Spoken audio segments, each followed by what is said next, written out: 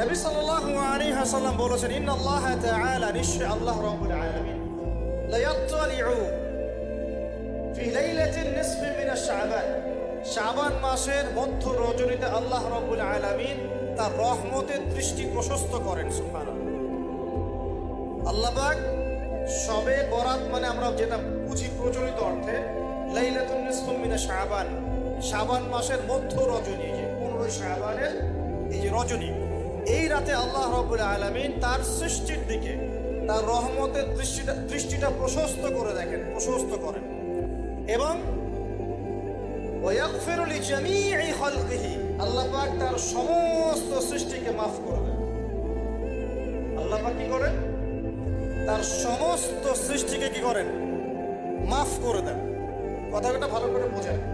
আল্লাহ পাক তার সমস্ত সৃষ্টিকে মাফ করে দেন, ইল্লা, তাদেরকে ব্যতীত। এক, ইল্লা লিমুশরিকিন, এক নাম্বার যে ব্যক্তি মুশরিক, যে শিরক করে আল্লাহর সাথে, যে আল্লাহর সাথে শিরক করে।